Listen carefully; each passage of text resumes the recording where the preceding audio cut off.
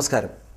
ന്യൂറ്റർ channel അവതരിപ്പിക്കുന്ന നേർവഴിയിലേക്ക് പ്രേക്ഷകർക്കെല്ലാം സ്വാഗതം.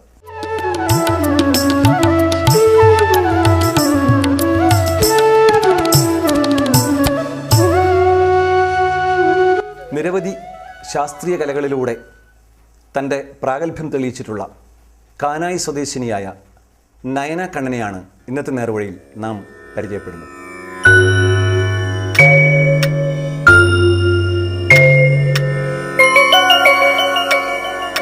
തദ്ധീം ധണ്ണത്തദ്ധിം തദ്ധീം ധണ്ണാധിം തദ്ധീം ധണ്ണത്തദ്ധിം തദ്ധീം ധണ്ണാധിം തം ധണ്ണത്തച്ചൊണ്ണു ധണ്ണത്തച്ചൊണ്ണു തദ്ധണ്ണ.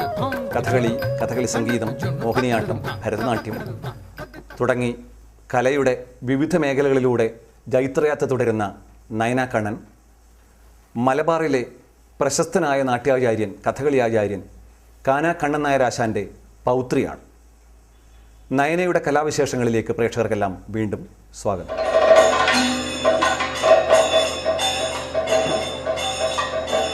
ഉത്തര കേരളത്തിലെ പ്രഗത്ഭനും പ്രശസ്തനുമായ കഥകളി ആചാര്യനായിരുന്നു നാട്യരത്നം കാനാ കണ്ണൻ നായർ ആശാൻ.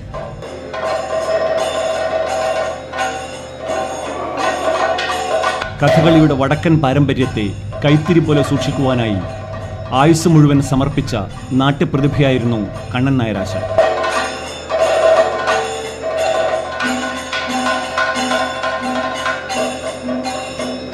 സ്വതസിദ്ധമായ ജന്മവാസനയും കഥകളിയുടെ കുലഗുരുവെന്ന് വിശേഷിപ്പിക്കാവുന്ന ഗുരു ചന്തുപ്പണിക്കരുടെ സുവിദഗ്ധമായ ശിക്ഷണവും കൊണ്ട് അരങ്ങിൽ ജ്വലിച്ചുയർന്ന കലാ തേജസ്സായിരുന്നു കാനാ കണ്ണൻ നായർ.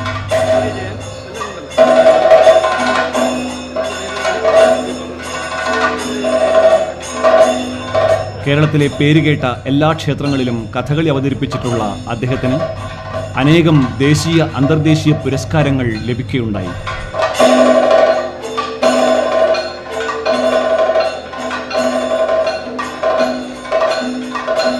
ആയിരത്തി 1996 ഒക്ടോബർ 3 നാട്യരത്നം കാനാ കണ്ണൻ നായർ ആശാൻ കാലത്തിൻ്റെ തിരശീലയിൽ എന്നേക്കുമായി മറഞ്ഞത്.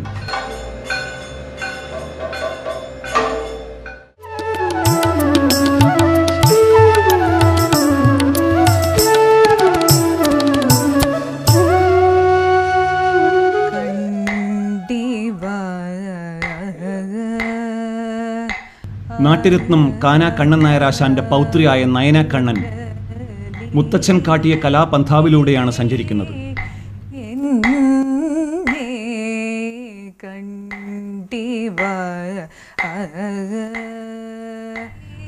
കഥകളി, ഭരതനാട്യം, മോഹിനിയാട്ടം, ശാസ്ത്രീയ സംഗീതം, കഥകളി സംഗീതം തുടങ്ങിയ ശാസ്ത്രീയ കലകളിൽ അസാമാന്യമായ പ്രാഗൽഭ്യം പ്രദർശിപ്പിക്കുന്ന നയന ഇപ്പോൾ മോഹിനിയാട്ടത്തിലാണ് കൂടുതൽ ശ്രദ്ധ പുലർത്തുന്നത്.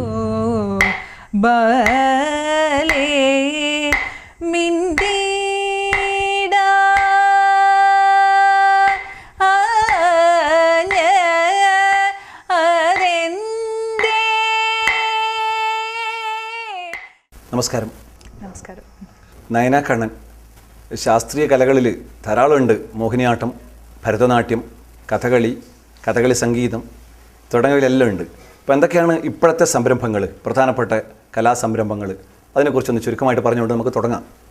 ഞാൻ ആദ്യം പഠിച്ചു തുടങ്ങിയത് ഭരതനാട്യം, കുച്ചിപ്പുടി, മോഹിനിയാട്ടം, പിന്നെ ശാസ്ത്രീയ സംഗീതം എന്നിവയെല്ലാം ഞാൻ ആദ്യം ചെറുപ്പകാലങ്ങളിൽ തുടങ്ങിയത്. പിന്നീട് അത് കുറച്ചും കൂടെ ഡീറ്റെയിൽഡായി പഠിക്കാൻ പറ്റി. അത് കഴിഞ്ഞ് ഒരുപാട് ഗുരുക്കന്മാരുടെ കീഴിൽ ഭരതനാട്യം കുറച്ചും കൂടെ പഠിക്കാൻ തുടങ്ങി. അത് കഴിഞ്ഞ് കഥകളീനെ കുറിച്ച് അറിയാനും പിന്നീട് അത് ശരിക്കും ഉൾക്കൊണ്ടുകൊണ്ട് തന്നെ പഠിക്കാൻ സാധിച്ചു. ഇപ്പം മോഹിനിയാട്ടം ഞാൻ കണ്ടിന്യൂ ചെയ്ത് വരുന്നുണ്ട്. അതിനിടയിൽ കഥകളി സംഗീതം, ശാസ്ത്രീയ സംഗീതം എന്നിവ ഞാൻ പഠിച്ചിട്ടുണ്ട്. അപ്പോൾ ഈ സംഗതികളെല്ലാം അരങ്ങേറ്റം നടത്തിയിട്ടുണ്ടോ? എല്ലാം അരങ്ങേറ്റം നടത്തിയിട്ടുണ്ട്. അതൊന്ന് പറയാമോ? ആദ്യം ഭരതനാട്യമായിരുന്നു അരങ്ങേറ്റം ചെയ്തത്. അത് കഴിഞ്ഞ് കുച്ചിപ്പുടി, പിന്നെ ഭരതനാട്യം എവിടെ നിന്ന് അരങ്ങേറ്റം ചെയ്ത്? പയ്യന്നൂര് കൃഷ്ണൻ മാഷ ഓഡിറ്റോറിയത്തിൽ വെച്ചിട്ടായിരുന്നു. ലയം കലാക്ഷേത്രത്തിന്റെ വാർഷികാഘോഷത്തോടെ ഭാഗമായിട്ടാണ് അരങ്ങേറ്റം നടന്നത്. അത് കഴിഞ്ഞ് ഈ ലയം കലാക്ഷേത്രത്തിൽ തന്നെയാണോ പഠിച്ചത്? അല്ല, ചെറുതുണ്ടാവുന്ന സമയത്ത്, സ്കൂളിൽ പഠിക്കുന്ന സമയത്ത് ലയത്തിൽ നിന്നായിരുന്നു പഠിച്ചത്. അത് കഴിഞ്ഞാണ് വത്സരാജൻ സാറിൻ്റെ കീഴിൽ പിന്നെ ശാസ്ത്രീയ സംഗീതം, അതൊരു 7-8 വർഷം കണ്ടിന്യൂസ് ആയിപ്പോയി. അത് കഴിഞ്ഞ് ഹരി സാറിൻ്റെ അടുത്ത് കഥകളി സംഗീതം പഠിച്ചു. പിന്നെ കഥകളി പഠിക്കാൻ പറ്റി.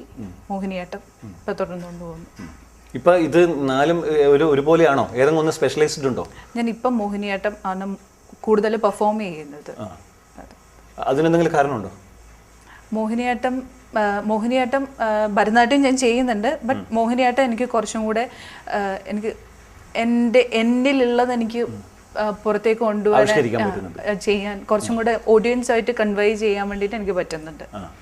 അതുകൊണ്ട് അങ്ങനെ ഒരു തോന്നൽ ആദ്യം വന്നിരുന്നോ? നമുക്ക് നമ്മുടെ ഒരു ഇത് മോഹിനിയാട്ടത്തിൽ ഇപ്പം ആദ്യം എല്ലാം ജനറലായിട്ട് പഠിച്ചിട്ട് പിന്നീട് മോഹിനിയാട്ടം നമുക്ക് സ്പെഷ്യലായിട്ട് പോകണം എന്നുള്ള ഐഡിയ വല്ലതും ഉണ്ടായിട്ടുണ്ടോ? അതോ നമ്മൾ ചെയ്തുകൊണ്ടിരിക്കുമ്പോൾ നമുക്ക് ഇതിൽ കുറച്ച് കോൺഫിഡൻസ് കൂടുതൽ തോന്നുന്നുണ്ട് എന്നുള്ള അങ്ങനെയാണോ? അല്ല, ഞാൻ ഏത് ചെയ്യുന്ന സമയത്തും എനിക്ക് അത് ഏത് കലയാണോ ഞാൻ ചെയ്യുന്നത് അതൊക്കെ എനിക്ക് കൂടുതൽ ഡെഡിക്കേറ്റഡ് ആയി ചെയ്യാൻ പറ്റിയിട്ടുണ്ടെന്നുള്ള ഒരു അനുഗ്രഹം. അതുകൂടെ തന്നെ മോഹിനിയാട്ടം എന്ന് പറയുന്നത് കുറച്ചും കൂടെ എൻ്റെ ആഹാര്യ ഭംഗി, പിന്നെ എനിക്ക് കുറച്ചും കൂടെ കൺവീനിയൻസ്, കഥകളിയായി മുദ്രകളുമായിട്ടൊക്കെ കുറച്ചും കൂടെ താരതമ്യം വരുന്ന സമയത്തൊക്കെ എനിക്ക് കൂടുതൽ ഉൾക്കൊണ്ട് ചെയ്യാൻ പറ്റുന്നത് മോഹിനിയാട്ടമാണെന്ന് തിരിച്ചറിഞ്ഞുകൊണ്ട് ഇനി ഫ്യൂച്ചർ എനിക്കതിൽ റിസർച്ച് ചെയ്യണമെന്ന് താല്പര്യമുണ്ട്. അത് ടീച്ചേഴ്സ് ആരെങ്കിലും, നമ്മുടെ ഗുരുക്കന്മാർ ആരെങ്കിലും അതിൽ അവർ മോട്ടിവേറ്റ് ചെയ്ത അങ്ങനെ വല്ലതും ഉണ്ടോ? ഇപ്പോൾ നയനക്ക് മോഹിനിയാട്ടാണെങ്കിൽ കുറച്ചുകൂടി ഒരു ഇതുണ്ട്, അതുകൊണ്ട് നമുക്ക് ആ വഴിക്കാണ് നയന പോകേണ്ടത്, അങ്ങനെയുള്ള ഗുരുക്കന്മാരുടെ ആരെങ്കിലും ഒരു മോട്ടിവേഷനോ പ്രചോദനമോ അങ്ങനെ വല്ലതും ഉണ്ടോ?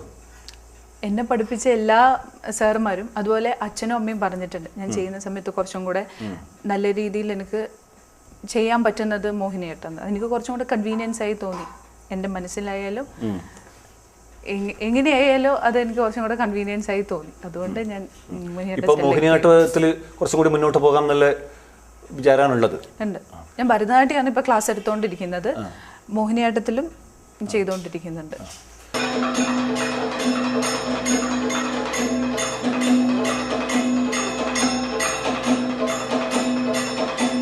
എട്ടാമത്തെ വയസ്സ് മുതൽ തന്നെ നൃത്താഭ്യസനം ആരംഭിച്ച നയന കണ്ണൻ സ്കൂൾ മത്സരങ്ങളിലൂടെ കലാസ്വാദകരുടെ ശ്രദ്ധ നേടി.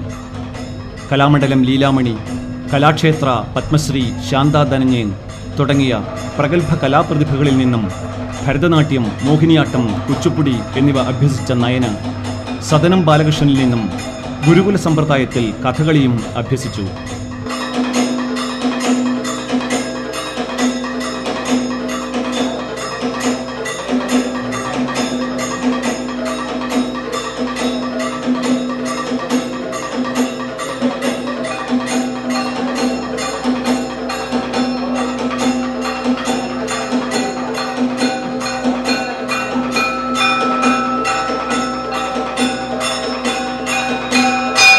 പ്രശസ്തരായ നിരവധി കഥകളി കലാകാരന്മാരോടൊപ്പം കളിയരങ്ങിൽ ആടാനുള്ള ഭാഗ്യവും നയനക്ക് ലഭിച്ചിട്ടുണ്ട്.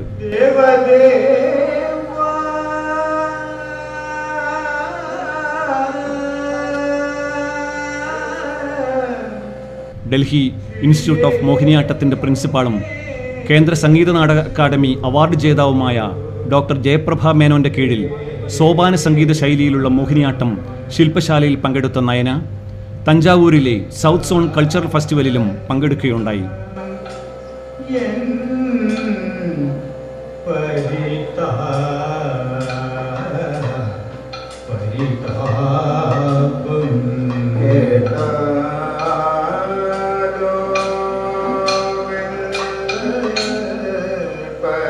ലോകപ്രശസ്ത നർത്തകി സോണൽ മാൻസിംഗിന്റെ ശിക്ഷണത്തിൽ ഇതര സംസ്ഥാനങ്ങളിലെ നൃത്തരൂപങ്ങളിലും വൈദഗ്ധ്യം നേടുവാൻ നയന കണ്ണന് അവസരം ലഭിച്ചു.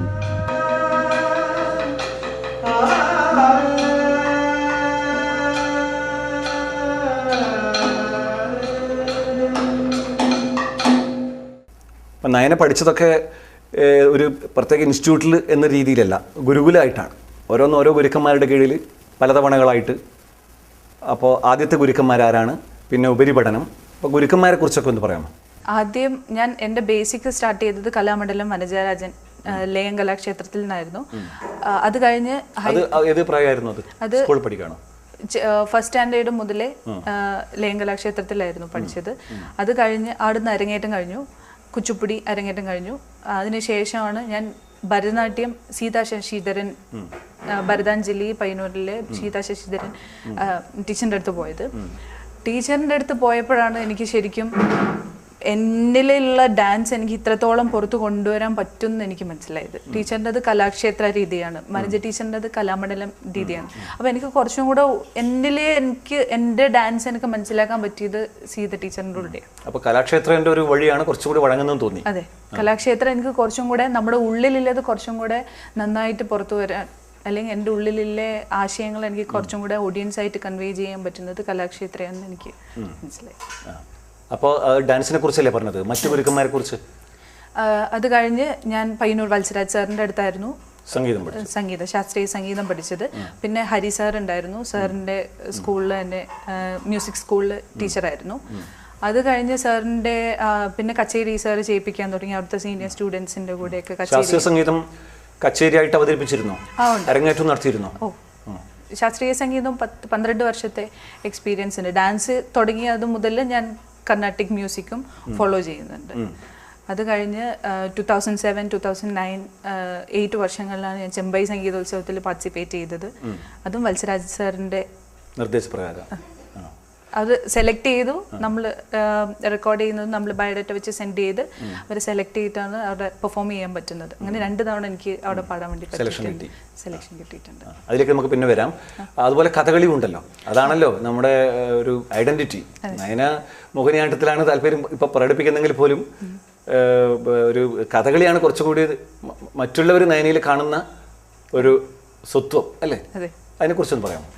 ഞാൻ കഥകളി അച്ഛൻ്റെ കൂടെ പോയിട്ടാണ് കഥകളീനെ കുറിച്ച് അറിഞ്ഞതും കഥകളീനെ കുറിച്ച് അപ്പം കണ്ടു കഴിഞ്ഞപ്പോൾ എനിക്കത് പഠിക്കണം, എനിക്കത് വൈകാണ്ടായി എന്നുള്ളൊരു ചിന്താഗതി നമ്മുടെ ഉള്ളിൽ വരും. അപ്പം അങ്ങനെയാണ് എനിക്ക് ഫോക്ലാൻഡിൽ വെച്ച് നടന്ന ഒരു 1.5 മാസത്തെ കഥകളി വർക്ക്ഷോപ്പ് ഉണ്ടായിരുന്നു.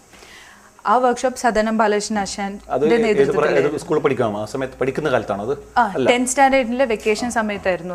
മുന്നോട്ട് വന്ന ശേഷം കുറച്ചും കൂടെ മുന്നോട്ട് വന്ന ശേഷം അത് കഴിഞ്ഞതിന് ശേഷം ഒരു 1.5 മാസത്തെ ശരിക്കും ഗുരുകുല സമ്പ്രദായത്തിൽ ഏർലി മോർണിംഗിൽ എഴുന്നേറ്റ് കണ്ണുസാധകം, മെയ്യറപ്പ്, പിന്നെ ചൊല്ലിയാട്ടം എല്ലാം ഡീറ്റെയിൽഡ് ആയിട്ട് നമുക്ക് ക്ലാസ് എടുത്തു തരികയും അങ്ങനെ അതിലൂടെ അരങ്ങേറ്റം ചെയ്യുകയും ചെയ്തു. നയനോട് ആരെങ്കിലും പറഞ്ഞിരുന്നോ കഥകളി പഠിക്കണം, അല്ലെങ്കിൽ കഥകളിയാണ് നയന പഠിക്കേണ്ടത് എന്ന് പറഞ്ഞിരുന്നു? ഇല്ല. തോന്നിയാണോ? തോന്നി. അച്ഛനാണ് കൂടുതൽ മോട്ടിവേറ്റ് ചെയ്തത്. അച്ഛനും അമ്മേന്റെയും മോട്ടിവേഷനാണ് ചെയ്യാൻ പറ്റും എന്നുള്ളത്. പിന്നെന്ന് വെച്ചാൽ ബാക്കി കലകൾ ചെയ്യുന്ന പോലെ അത്ര അനായാസം ചെയ്യാൻ പറ്റുന്ന ഒന്നല്ല കഥകളി. അതിൻ്റെതായ പേടിയും അതിനുള്ള ബഹുമാനവും ഒക്കെ ഉണ്ടായിരുന്നു. പിന്നെ നിസ്സാരമായിട്ട് എടുക്കാൻ പാടില്ല എന്നുള്ളൊരു വിചാരമാണ്. ഒരിക്കലും അല്ല. കാരണം എന്ന് വെച്ച് കഴിഞ്ഞാൽ അതിൻ്റെതായ ബോഡി ലാംഗ്വേജ് അതെല്ലാം ഇല്ലാതെ നമുക്ക് കഥകളി ഒരിക്കലും പെർഫോം ചെയ്യാൻ പറ്റില്ല എന്ന് ഞാൻ മനസ്സിലാക്കിയിട്ടുണ്ട്. അതുപോലെ തന്നെ ആ വർക്ക്ഷോപ്പിലൂടെ എനിക്ക് ഒരുപാട് ഗുരുക്കന്മാരെയും ഒരുപാട് ആശാന്മാരെയും വന്നിട്ട് പത്മശ്രീ രാമൻകുട്ടി ആശാൻ വന്നിട്ടുണ്ടായിരുന്നു, ആശാൻ്റെ ഉണ്ടായിരുന്നു, ടി ടി കൃഷ്ണാശൻ, മാധവാശാൻ, അങ്ങനെ ഒരുപാട് ആശാൻ, കോട്ടക്കൽ കുണ്ടലായരാശൻ, ഇവരുടെയൊക്കെ ചൊല്ലിയാട്ടവും ഇവരുടെയൊക്കെ ക്ലാസ്സും ഇവരൊക്കെയാണ് നമ്മൾ ലീഡ് ചെയ്തുകൊണ്ട് ആ വർക്ക്ഷോപ്പിൽ ഉണ്ടായത്. അങ്ങനെയാണ് അരങ്ങേറ്റം കഥകളി ഉണ്ടായത്. കഥകളി വേറെ ഗുരുക്കന്മാര് കഥകളിയിൽ മെയിനായിട്ട് സദനം ബാലകൃഷ്ണൻ ആശാനാണ്. പിന്നെ ആശാൻ തന്നെയാണ് എന്നെ ഫുൾ ഇപ്പം വീട്ടിൽ പോയി പഠിക്കാണോ? വീട്ടിൽ പോയിട്ട് ഞാൻ പിന്നെ ചെയ്തു. ആദ്യം ചെയ്തത് ടി കൃഷ്ണാശാന്റെ ആട്ടക്കഥ മഗ്ദലന മറിയം കഥകളിയായി ചെയ്തതിലും മറിയം ആയിട്ട് ആശാന്മാരെ സദനം ബാലകൃഷ്ണൻ ആശാൻ രാജാവായിട്ടും കൃഷ്ണാശാൻ ചുവന്നതാടി വേഷത്തിലും ഉണ്ടായിരുന്നു. ഞാനായിരുന്നു മറിയായിട്ട് ചെയ്തത്. അതൊരു വലിയ ഭാഗ്യം. കാരണം എന്ന് വെച്ചാൽ ഇത്രയും വർഷത്തെ എക്സ്പീരിയൻസ് വെച്ചിട്ട് അതെ അത് ചെയ്യാൻ പറ്റി. രണ്ടാമത് ചെയ്തത് പിന്നെ പാഞ്ചാലി ആയിട്ടാണ്. കുണ്ടലായ ആശാനായിരുന്നു കൃഷ്ണനായിട്ടുണ്ടായത്. ഇന്നത്തെ കോട്ടക്കൽ കഥകളി സംഘത്തിലെ പ്രിൻസിപ്പൽ സർ. കോട്ടക്കൽ മധു ആശാനായിരുന്നു പാടിയത്, ഹരിസാറും കൂടിയാണ് പാടിയത്. അപ്പൊ അതൊക്കെ ഒരു വലിയ ഭാഗ്യമായിട്ട്. കഥകളിയിൽ എത്ര കുറെ ആരെങ്കിലും വന്നിരുന്നോ? 3 സ്റ്റേജ് ഞാൻ ചെയ്തിട്ടുണ്ട്. അതെല്ലാം സ്ത്രീവേഷം തന്നെയാണോ? സ്ത്രീവേഷം ചെയ്തു. പുരുഷവേഷങ്ങൾ വല്ലതും ചെയ്തിരുന്നു? ഇല്ല ഇല്ല ചെയ്തു. സ്കൂളിൽ പഠിക്കുമ്പോൾ ചെയ്തിരുന്നു? ഇല്ല ഇല്ല. അപ്പോഴും സ്ത്രീവേഷമാണോ? അല്ല സ്കൂളിൽ പഠിക്കുമ്പോൾ കഥകളി ചെയ്തിട്ടില്ല? സ്കൂളിൽ പഠിക്കുമ്പോൾ കഥകളി ചെയ്തില്ല. കഥകളി സംഗീതമായിരുന്നു ആ സമയത്ത് ചെയ്തുകൊണ്ടിരുന്നത്.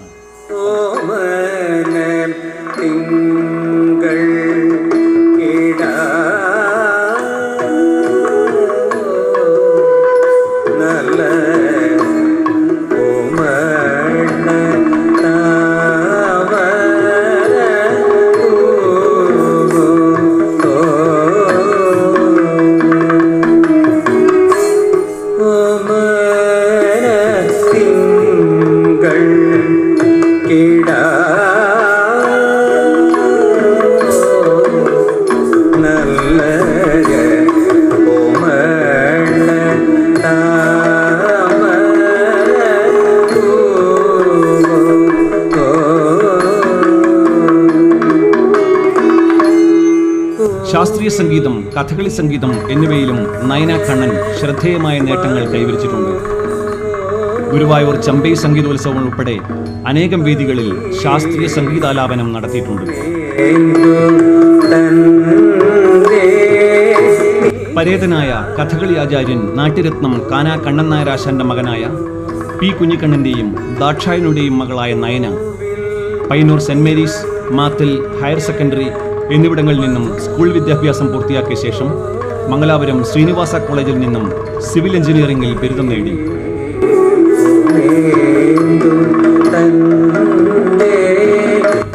ഇപ്പോൾ വിവിധ നൃത്തവിദ്യാലയങ്ങളിൽ അധ്യാപികയായും ജോലി ചെയ്യുന്നുണ്ട്.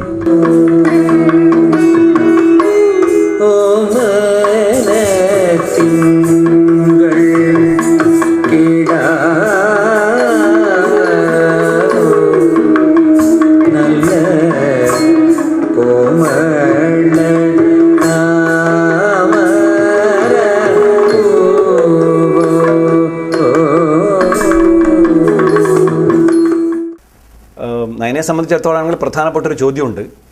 അത് ഏറ്റവും ആൾക്കാർ എന്താണെന്ന് പ്രേക്ഷകരൊക്കെ കൗതുകത്തോടെ ഇരിക്കുന്ന ഒരു ചോദ്യമായിരിക്കും. പ്രശസ്തരായിട്ടുള്ള മലബാറിലെ വളരെ പ്രശസ്തനായിട്ടുള്ള വളരെ പ്രഗത്ഭനായിട്ടുള്ള കാനാ കണ്ണനാശാൻ്റെ, കഥകളി ആചാര്യനായിട്ടുള്ള കാനാ കണ്ണൻ നായർ ആശാൻ്റെ പൗത്രിയാണ്, മകൻ്റെ മകളാണ് നയന. അപ്പം അത് ആ ഒരു ബോധം അല്ലെങ്കിൽ ആ ഒരു ധാരണയുണ്ടോ? ആ ഒരു പാരമ്പര്യത്തിലെ കണ്ണി എന്നുള്ള രീതിയിൽ തങ്ങളുടെ നയനയുടെ ഒരു കലാ കരിയറിൽ എങ്ങനെയാണത് അതിൻ്റെ ഒരു ഇൻസ്പിറേഷൻ ഉണ്ടായിട്ടുള്ളത്? അതിനെക്കുറിച്ചുള്ളൊരു അഭിമാനബോധം നമ്മുടെ കലയുടെ മുന്നോട്ടുള്ള പോക്കിന് സഹായിച്ചിട്ടുണ്ടോ? ശരിക്കും അച്ഛൻ്റെ കൂടെ ആയാലും ഇപ്പം ഞാൻ പെർഫോം ചെയ്യുമ്പോഴായാലും വരുന്ന ഓരോ ഓഡിയൻസ് അച്ഛൻ്റെ ചെറുമള എന്ന് പറയുമ്പോൾ നമുക്ക് തരുന്ന അവർ നമ്മളുടെ പെർഫോമൻസിനെ കൊണ്ട് കാണാൻ എന്തായിരിക്കും വരിക എന്നുള്ള, എന്താ പെർഫോം ചെയ്യുക എന്നുള്ള ശരിക്കും ആകാംക്ഷ അത് ഞാൻ ശരിക്കും എക്സ്പീരിയൻസ് ചെയ്തിട്ടുണ്ട് ഒരുപാട് പ്രാവശ്യം. അല്ല, അത് ഞാൻ പറഞ്ഞു വരുന്നത് വെച്ചാൽ അത് അങ്ങനെ ആരെങ്കിലും നമ്മളെ ചെറുപ്പം തൊട്ടേ നമ്മളോട് പറഞ്ഞിരുന്നോ നിങ്ങൾ ഇങ്ങനെയുള്ള ഒരാളാണ്, ഇപ്പോൾ നമ്മൾ ആ ഒരു പാരമ്പര്യം നമ്മൾ കീപ്പപ്പ് ചെയ്യണം, അങ്ങനെയൊക്കെയുള്ള? അങ്ങനെ ഇത് പഠിച്ചുകൊണ്ടിരിക്കുന്ന സമയത്ത് എല്ലാവരും ബാല്യം മുതൽ തന്നെ സ്കൂളിൽ ഇപ്പോൾ 1ാം ക്ലാസ് പഠിക്കുമ്പോൾ തൊട്ട് തന്നെ പ്രാക്ടീസ് തുടങ്ങിയെന്നൊക്കെ പറഞ്ഞല്ലോ. അപ്പം അക്കാലം തൊട്ട് തന്നെ ഈ പ്രഗത്ഭനായിട്ടൊരു നാട്യാചാര്യൻ്റെ പാരമ്പര്യമാണ് താൻ എന്നുള്ളൊരു വിചാരം ഉണ്ടായിരുന്നതാണ് എൻ്റെ ചോദ്യം. അങ്ങനെ അച്ഛൻ്റെ ഇത് കേട്ടിട്ടാണല്ലോ വളർന്നത്. അപ്പോൾ അത് എൻ്റെ ഉള്ളിൽ തന്നെ ഉണ്ടെന്നില്ലേ.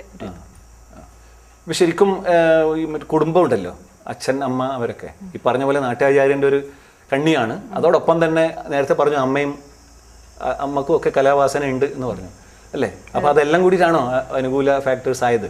അതെ, കാരണം എന്ന് വെച്ച് കഴിഞ്ഞാൽ നമ്മൾക്ക് എന്നുള്ളിലുള്ള കഴിവ് എനിക്ക് പെട്ടെന്ന് പോയിട്ട് എവിടെ എനിക്ക് പെർഫോം ചെയ്യാനും ഒന്നും പറ്റില്ല. അപ്പോൾ എനിക്കതിന് സപ്പോർട്ടായിട്ടില്ല, എനിക്ക് ഫാമിലി ഉണ്ടാവണം, അതുപോലെ എനിക്ക് എൻ്റെ ടീച്ചേഴ്സ് വേണം. ഇതൊക്കെ കോർഡിനേറ്റ് ചെയ്താൽ മാത്രമേ എനിക്കൊരു പെർഫോമൻസ് അതിൻ്റെ സക്സസ്ഫുൾ ആയിട്ട് മുമ്പോട്ട് പോകാൻ പറ്റുള്ളൂ. അപ്പം ഈ വീട്ടിലെന്താ വെച്ച് കഴിഞ്ഞാൽ ഞാനിപ്പം കഥകളി സംഗീതമായാലും ശാസ്ത്രീയ സംഗീതമായാലും ഭരതനാട്യമായാലും ഞാൻ ഏത് ഡാൻസ് ഫോം ആയാലും ഏത് മ്യൂസിക് ഫോം ആയാലും ആദ്യം അച്ഛനും അമ്മയും അത് ഉൾക്കൊള്ളും. അമ്മ അത് ശരിക്കും അതിനെക്കുറിച്ച് കൂടുതൽ ഗ്രാസ്പ് ചെയ്തിട്ട് അത് അമ്മ പഠിച്ചിട്ട് ഇപ്പം ഞാൻ പെർഫോം ചെയ്യുമ്പോൾ അതങ്ങനെയല്ല, അത് നീ ഇങ്ങനെ ചെയ്യണം, കുറച്ചും കൂടെ ചെയ്താൽ നല്ലതാവുന്നില്ല ഒരു മോട്ടിവേഷൻ തരും. അപ്പോൾ കുറച്ചും കൂടെ കറക്റ്റ് ചെയ്ത്. ശരിക്കും ഈ പറഞ്ഞ ഡാൻസ് ഏതെങ്കിലും പഠിക്കുകയോ ചെയ്തിരുന്നോ? ശാസ്ത്രീയമായിട്ട് അമ്മ പഠിച്ചിട്ടില്ല. അച്ഛൻ അതുപോലെ തന്നെ കർണാട്ടിക് മ്യൂസിക് ആയാലും കഥകളി എവിടെ ഉണ്ടായാലും അവിടെ പോവാ. നയന ചിലപ്പോൾ അമ്മയോട് പറയുമല്ലേ, അമ്മയും പണ്ടേ പഠിക്കണമായിരുന്നു എന്ന് പറഞ്ഞിട്ടുണ്ടാവും അല്ലേ? അതങ്ങനെ കുറച്ചും കൂടെ സപ്പോർട്ടും കിട്ടുമായിരുന്നല്ലോ അല്ലേ? ഇപ്പം ഇപ്പോഴും ഇത്ര പോലെ ഈ ഇങ്ങനെ അമേച്വറായിട്ട് മനസ്സിലാക്കിയിട്ടുള്ള കാര്യങ്ങൾ വളരെയധികം ഗുണം ചെയ്യും അല്ലേ? അതെ, അച്ഛനും എനിക്ക് തോന്നുന്നു. അച്ഛൻ കർണാട്ടിക് ക്ലാസിക്കൽ സംഗീതത്തോട് ഭയങ്കര ഡെഡിക്കേഷൻ ആണ്. അത് മാത്രമല്ല ഏതൊരു കലാരൂപം കണ്ടു കഴിഞ്ഞാലും അച്ഛനത് ഭയങ്കരമായിട്ട് ആസ്വദിക്കും. അതിലുള്ള നെഗറ്റീവ്സ് ഇതങ്ങനെയല്ല, ഇതെങ്ങനെയാണ് ചെയ്യേണ്ടതെന്ന് പറഞ്ഞു തരും. ഡാൻസിൽ മാത്രമല്ല, എൻ്റെ ലൈഫിലായാലും എല്ലാ രീതിയിലായാലും ഇല്ലേ ആ തിരുത്തലും എനിക്ക് തിരുത്തി തന്നതും എനിക്ക് ഇന്നും മുമ്പോട്ട് പോകാൻ ഏറ്റവും കൂടുതൽ എന്നെ സഹായിക്കുന്നുണ്ട്. ഇപ്പോൾ നേരത്തെ ഇവിടെ പറഞ്ഞു കഴിഞ്ഞു, വളരെ പ്രഗത്ഭരായിട്ടുള്ള നിരവധി ആളുകളുടെ കൂടെയുള്ള അനുഭവങ്ങളുണ്ട്. പലരുടെയും കൂടെ കഥകളിയിൽ കൂട്ടുവേഷമായിട്ട് ചെയ്തു. അതുപോലെ പല അഭിമാനാർഹമായിട്ടുള്ള പല സന്ദർഭങ്ങളിലും പല വേദികളിലും കല അവതരിപ്പിക്കാൻ കഴിഞ്ഞു. അപ്പോൾ അങ്ങനെയുള്ള വളരെ അവിസ്മരണീയമായിട്ടുള്ള അനുഭവങ്ങൾ വല്ലതുണ്ടോ ഇതുമായി ബന്ധപ്പെട്ട് നമുക്ക് ഓർക്കാൻ? ഞാനിപ്പം ഇതുവരെയുള്ള എക്സ്പീരിയൻസിൽ എനിക്ക് ഒരു കാര്യം പറയാൻ എന്താണെന്ന് വെച്ച് കഴിഞ്ഞാൽ കഥകളി അച്ഛൻ പറഞ്ഞു കേട്ടിട്ടുണ്ട്. കഥകളി പഠിക്കണമെങ്കിൽ വർഷങ്ങളോടുള്ള പ്രാക്ടീസും അതൊക്കെ ചെയ്തിട്ടാണ് ഒരു പിന്നണിയിലെങ്കിലും നിൽക്കാൻ വേണ്ടി പറ്റുന്നത്. അതൊന്നുമില്ലാതെ എനിക്ക് ആശാന്മാരുടെ കൂടെ അവരെ സമ്മതത്തോടു കൂടെ അവരുടെ കൂടെ ചെയ്യാൻ പറ്റാന്ന് വെച്ച് കഴിഞ്ഞാൽ എനിക്ക് വേറെ ഒന്നും പറയാനില്ല. അത് അങ്ങനെ. ഇപ്പോൾ പിന്നെ ശാസ്ത്രീയ സംഗീതത്തിൽ കുറേ അവതരിപ്പിച്ചിരുന്നു. ഉണ്ട്. അതിൻ്റെ അനുഭവങ്ങൾ, അതിലത്തെ നമ്മളെ അവിസ്മരണീയമായിട്ട് അനുഭവങ്ങൾ എന്തെങ്കിലും ഉണ്ടോ? ഞാൻ 2 കാര്യങ്ങളുണ്ട്. ചെറുതിൽ ഇവിടെ ഒരു ലോക്കൽ പരിപാടി നടക്കുന്ന സമയത്ത് ഞാൻ അവിടെ ആദ്യമായിട്ട് പാടാൻ ഒരു കീർത്തനം പാടി. അന്ന് കാഞ്ഞങ്ങാട് രാമേന്ദ്രൻ സാറായിരുന്നു ഇവിടെ വന്നിട്ടുണ്ടായത്, ഗസ്റ്റായിട്ട് വന്നിട്ടുണ്ടായത്. അപ്പം സാറിന് കൊടുക്കാൻ വേണ്ടി ഒരു സരസ്വതിയുടെ വിഗ്രഹം ഉണ്ടായിരുന്നു. അപ്പോൾ ആദ്യം തന്നെ അത് എനിക്ക് ഭയങ്കര ഇഷ്ടമായി. അപ്പം സാറിനത് വന്ന ഗസ്റ്റിന് പ്രസൻറ്റ് ചെയ്യാൻ വേണ്ടിയിട്ടായിരുന്നു. അപ്പോൾ ഞാൻ പാടി കഴിഞ്ഞതിന് ശേഷം സാറിന് തന്ന മൊമെൻറ്റോ അത് എൻ്റെ കയ്യിലാണ് വെക്കേണ്ടതെന്ന് പറഞ്ഞ് സാറ് പ്രസൻറ്റ് ചെയ്തിരുന്നു. അത് ഒരു അൺഫോർഗറ്റബിൾ എക്സ്പീരിയൻസ് ആണ്. പിന്നെ എൻ്റെ ലൈഫിൽ ഒരിക്കലും മറക്കാൻ പറ്റാത്ത എന്താണെന്ന് വെച്ച് കഴിഞ്ഞാൽ ചെമ്പൈ സംഗീതോത്സവത്തിന് ഞാൻ പങ്കെടുത്തിട്ടുണ്ട് 2 തവണ. അതിൽ 2ാമത്തെ പ്രാവശ്യം ഞാൻ പാടുന്ന സമയത്ത് ചെമ്പൈ വൈദ്യനാഥ ഭഗവതരുടെ മകളുണ്ടായിരുന്നു. അപൂർവമാണ് അമ്മ അവിടെ ഉണ്ടാവുക. അതിനെങ്ങനെ സെലക്ഷൻ കിട്ടിയത്? അത് കുറച്ച് കടമ്പയല്ലേ? അതെ, നമ്മൾ ആദ്യം എക്സ്പീരിയൻസ്, എത്ര വർഷത്തെ എക്സ്പീരിയൻസ് ഉണ്ട്, നമ്മളുടെ വോക്കൽ സൗണ്ട് ടെസ്റ്റിംഗ് അങ്ങനത്തെ ഒരു സംഭവമുണ്ട്. ലിസ്റ്റ് അയച്ചു കൊടുത്തിട്ട് അവർ തന്നെ സെലക്ട് ചെയ്യുന്ന കീർത്തനമായിരിക്കണം നമ്മൾ പാടുക.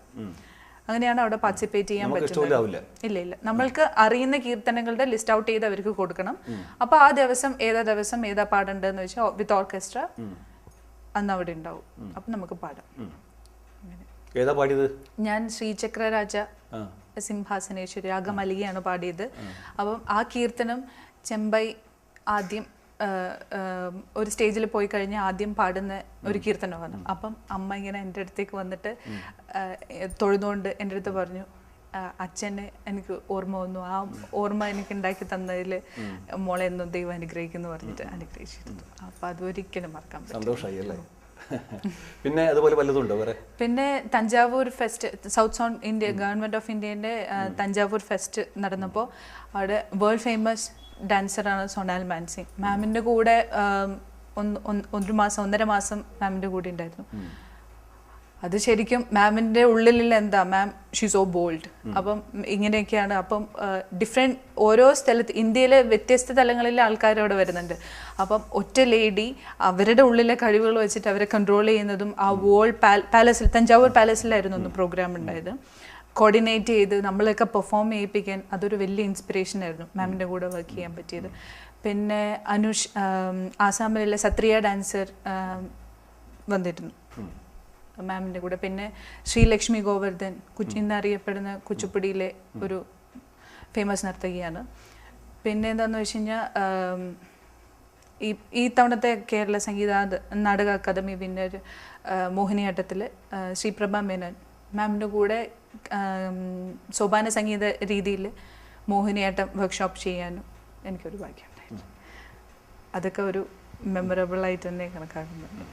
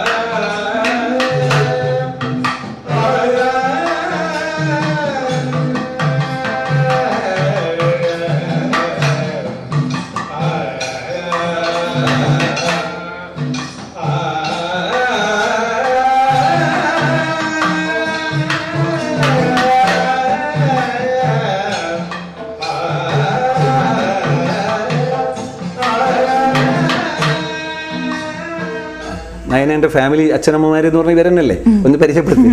എൻ്റെ അമ്മ, അച്ഛൻ. പേര്? അമ്മയുടെ പേര് ദാക്ഷായണി, അച്ഛൻ്റെ പേര് കുഞ്ഞിക്കണ്ണൻ. അമ്മ ഇപ്പം ബാങ്കിൽ വർക്ക് ചെയ്യുന്നത്, പയ്യന്നൂർ സർവീസ് കോപ്പറേറ്റീവ് ബാങ്കിൽ വർക്ക് ചെയ്യുന്നത്. അച്ഛൻ പൊളിറ്റീഷ്യനാണ്. ഇപ്പോൾ നേരത്തെ പറഞ്ഞല്ലോ നമ്മുടെ പ്രശസ്തനായിട്ടുള്ള നാട്യാചാര്യൻ കാനാ കുഞ്ഞിക്കണ്ണൻ ആശാന്റെ മകനാണല്ലോ താങ്കൾ. അപ്പോൾ ആ ഒരു പാരമ്പര്യമാണോ ഇവർക്ക് കിട്ടിയിട്ടുള്ളത്? തീർച്ചയായിട്ടും. ഞാൻ ഈ കാനായിനെ സംബന്ധിച്ചിടത്തോളം ഒരു അനുഗ്രഹീത കല എന്ന് പറയുന്നത് നമ്മൾ വേങ്ങയിൽ കഥകളി ഒക്കെ ഇവിടെ തൊട്ട് ഏതാണ്ട് വെളിപ്പാടാകലാണ്. ചാത്തുകുട്ടി കഥകളി അദ്ദേഹമാണ് കഥകളി, അച്ഛനെ കഥകളി രംഗത്തെ കടന്ന് വളരെ ചെറുപ്പത്തിൽ കൊണ്ടുവരുന്നത്. അച്ഛനെ പിന്നെ ഒരു സാധകം എന്നപോലെ തന്നെ കഥകളിയുടെ ഒരു എല്ലാം കഥകളി അല്ലാതെ മറ്റൊന്നുമില്ല. കുടുംബത്തെ പോലും പലപ്പോഴും ഓർമ്മിക്കുന്നത് കുറവാണ്. കലയാണ് ഏറ്റവും മുഖ്യമായ വിഷയം. അപ്പോൾ ആ കലയോട് ഞങ്ങൾക്ക് കുടുംബത്തിൽ വന്നു കഴിഞ്ഞാൽ ഈ കഥകളിയെക്കുറിച്ചൊക്കെ വീട്ടിൽ പറയുമ്പോൾ ആ കലയെക്കുറിച്ച് ഞങ്ങൾക്ക് സ്വാഭാവികമായിട്ട് ഒരു അറിവ് ഉപയോഗിക്കാനുള്ള പ്രശ്നം. പക്ഷെ അച്ഛൻ ഞങ്ങളെ പഠിപ്പിച്ചിട്ടില്ല. പഠിപ്പിക്കാത്തതിന്റെ കാരണമൊക്കെ ഞാനൊരു റൈറ്റപ്പിൽ ഞാൻ എഴുതി. അത് അന്നത്തെ അച്ഛൻ മാത്രമല്ല, അന്നത്തെ പ്രഗത്ഭരായിട്ടുള്ള മിക്ക കലാകാരന്മാരും അവരെ മക്കൾ അതിലേക്ക് വരണ്ടെന്നുള്ള നിലപാട് പറഞ്ഞു. കാരണം കൃഷ്ണൻ നായർ പോലും. അതെ, അതെന്ത് കാരണം എന്ന് വെച്ചാൽ ഇതിനെ കൊണ്ടൊരു വരുമാനം ഒരു കുടുംബത്തെ പോറ്റാൻ കഴിയില്ല എന്ന് അവർക്ക് നന്നായിട്ട് അതുകൊണ്ടായിരിക്കും. പക്ഷെ കലയെക്കുറിച്ച് അവർക്ക് മറ്റേ പറഞ്ഞു കൊടുക്കേണ്ടെന്നില്ല. അവർക്ക് എന്താ വെച്ചാൽ ഇതൊരു ഉപജീവനം നടത്താൻ എൻ്റെ മകൻ എൻ്റെ മാതിരി അവരത് അന്ന് കലാകാരന്മാർ വളരെ കഷ്ടപ്പാടാണ് ഉണ്ടെന്ന് എനിക്ക് പിന്നീട് തോന്നുന്നു. അപ്പോൾ എനിക്കറിയാം കഥകളിയോടുള്ള ആ ഒരു ഞങ്ങളുടെ കുടുംബത്തിന്റെ തന്നെ ഒരു കഥകളി കാണുമ്പോൾ തിരിഞ്ഞു പോകുന്ന ഒരു ഇപ്പോഴത്തെ തലമുറക്ക് അങ്ങനെയാണ് കഥകളി പറയുമ്പോൾ. അപ്പോൾ അങ്ങനെ പാകരുത്. എൻ്റെ മക്കൾ എന്ത് വിചാരിച്ചാൽ കഥകളി കാണുമ്പോൾ അവിടെ ഇരിക്കണം, അല്ലെങ്കിൽ അത് കാണണം, ആസ്വദിക്കണം. ആ ഒരു ആഗ്രഹം എന്നെ വല്ലാതെ നന്നായിരുന്നു. അതെനിക്ക് സത്യത്തിൽ അത് വിജയിച്ചു എന്ന് തന്നെ പറയാം. രണ്ട് മക്കളും എനിക്ക് നല്ല സന്തോഷമുണ്ടല്ലേ. അതുപോലെ കഥകളി കാണുമ്പോൾ അവര് നിന്ന് കണ്ട് ആസ്വദിച്ചേ പോകും. അത്രമാത്രമേ ഞാൻ ഈ കഥകളി ഭാര്യക്കും നല്ലൊരു ധാരണയുണ്ട്. അതിനെ ഫോളോ ചെയ്യുന്നു. കാരണം അവള് ഞാൻ കാണുന്നത് ഏതൊന്നും അല്ലെങ്കിലും കുടുംബകാലങ്ങളിലല്ലെങ്കിലും അതിനോട് ഫോളോ ചെയ്യാനുള്ള ഒരു മനസ്സ് നന്നായിട്ടുണ്ട്. എന്നേക്കാൾ കുറെ കൂടി നന്നായിട്ട് അത് മനസ്സിലാക്കും, കലയെക്കുറിച്ച് മനസ്സിലാക്കും. മകളെ കാര്യത്തിൽ പോവും, മകളെ സ്കൂളുകളിലായി. അപ്പൊ ഇവള് തന്നെ അത് മനസ്സിലാക്കിയിട്ട് ഇവിടെ വന്നിട്ട് അത് തിരുത്തി കൊടുക്കുക, അങ്ങനെ ഒരു നയനോട് ഒന്ന് രണ്ട് കാര്യങ്ങളോട് ചോദിക്കാനുണ്ട്. ഒന്ന് എന്താണെന്ന് വെച്ചാൽ ഇപ്പം നമ്മൾ പറഞ്ഞ കലാപരമായിട്ടുള്ള കരിയറിനെ കുറിച്ചാണ്. അത് പാരലായിട്ട് പോകുന്നതല്ലേ, കൂടാതെ നമ്മുടെ സാധാരണ സ്കൂൾ വിദ്യാഭ്യാസമൊക്കെ ഉണ്ടല്ലോ, അതിനെക്കുറിച്ച്. ഞാൻ 10th വരെ പഠിച്ചത് സെൻറ്റ് മേരീസിലായിരുന്നു. സെൻറ്റ് മേരീസിൽ ഉണ്ടാകുമ്പോൾ 5th സ്റ്റാൻഡേർഡ് മുതലേ സ്റ്റേറ്റ് കലോത്സവത്തിനും ഡിസ്ട്രിക്ട് കലോത്സവത്തിനും പങ്കെടുത്തുകൊണ്ടുണ്ടായിരുന്നു.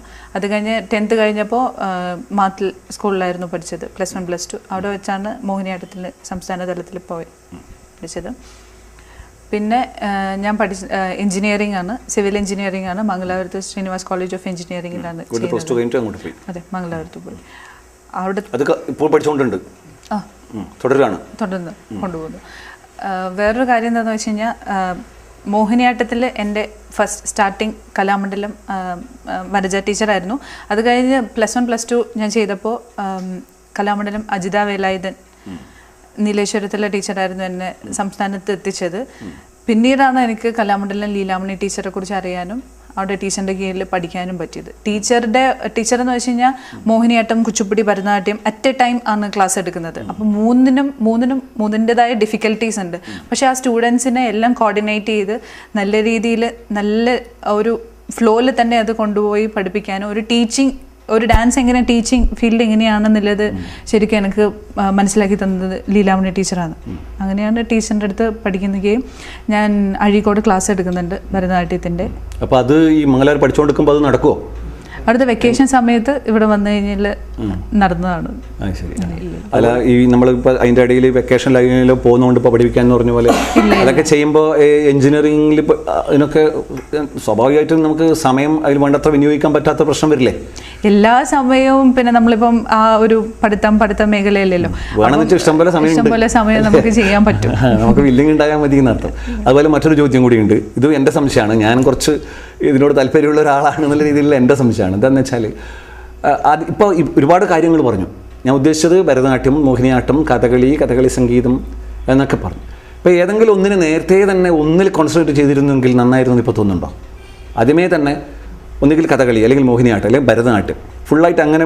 ഇപ്പോൾ നിങ്ങൾ മാത്രമല്ല, നമ്മുടെ ഇവിടെയുള്ള ആൾക്കാർ അധികം ചെയ്യുന്ന എല്ലാം കുറച്ച് ചെയ്യും. അല്ലേ? കോൺസെൻട്രേറ്റ് ചെയ്തിട്ടുണ്ടല്ലോ മോഹിനിയാട്ടത്തിൽ. ചെയ്തിട്ടുണ്ട്. അല്ല അത് ആദ്യമേ ചെയ്യണമായിരുന്നു എന്നുള്ളൊരു ഇതുണ്ടോ? ഇല്ല, എല്ലാം വേണം. ഡാൻസ്, ഭരതനാട്യം, മോഹിനിയാട്ടം, കുച്ചിപ്പുടി. അതിന് മോഹിനിയാട്ടം ഇപ്പൊ അടുത്ത കാലത്ത് അതിൽ തന്നെ കുറച്ചും കൂടി ഏതാണ് എനിക്ക് പറ്റുന്നത് എന്ന് മോക്ക് ബോധ്യമായി. മോഹിനിയാട്ടത്തിനെ കുറിച്ചിട്ട് അവള് കുറച്ചുകൂടെ ആദ്യം എല്ലാം കൂടെ ചെയ്യുവാന്നുള്ള ഒരു ഇതായിരുന്നു അല്ലേ? എല്ലാം അറിയണല്ലോ. ഞാനിപ്പോ പറഞ്ഞ പോലെ ഒരു രാഷ്ട്രീയം മാത്രം അറിഞ്ഞാൽ നിങ്ങൾ രാഷ്ട്രീയക്കാരനാണല്ലോ അല്ലേ? അപ്പൊ ഉദാഹരണം എവിടെ നിന്നാണല്ലോ വരിക. അത് മാത്രമല്ല ഇപ്പൊ പറഞ്ഞ പോലെ അച്ചാച്ചൻ ഒരു കഥകളി ഇതിലുള്ള ആളാണ്. അപ്പൊ കഥകളിയും വേണമെന്നൊരു എന്തായാലും ഒരു ഇതുണ്ടായിരുന്നു അല്ലേ? കഥകളി എന്തായാലും ഒരു സ്റ്റേജിലങ്ങ് കയറണം എന്നുള്ളൊരു വാശി, നിർബന്ധം ഉണ്ടായിരുന്നു അല്ലേ? ഇപ്പൊ സിവിൽ എഞ്ചിനീയർ പഠിച്ച വലിയ സിവിൽ, ഇപ്പം മനസ്സിലുള്ള ഇത് പഠിച്ച് വലിയൊരു സിവിൽ എഞ്ചിനീയർ ആവണമെന്നാണോ അതോ വലിയൊരു കലാകാരി, നർത്തകി, മോഹിനിയാട്ടക്കാരി അങ്ങനെ ആവണമെന്നാണോ? സിവിൽ എഞ്ചിനീയറും ഒരു മോഹിനിയാട്ട നർത്തകിയായി അറിയാം. പേര് കേട്ട നർത്തകിയായിട്ടുള്ള സിവിൽ എഞ്ചിനീയർ ആവണം അല്ലേ? വളരെ ബെസ്റ്റ്. തീർച്ചയായിട്ടും സാധിക്കും. എല്ലാ അനുഗ്രഹങ്ങളും നേരുന്നു നിങ്ങൾക്ക് എല്ലാവർക്കും, കുടുംബാംഗങ്ങൾക്കും. ഒരു അനിയത്തി കൂടി ഉണ്ട്, നമ്മൾ പറഞ്ഞില്ല. അവർക്കും കലയൊക്കെ ഉണ്ടോ?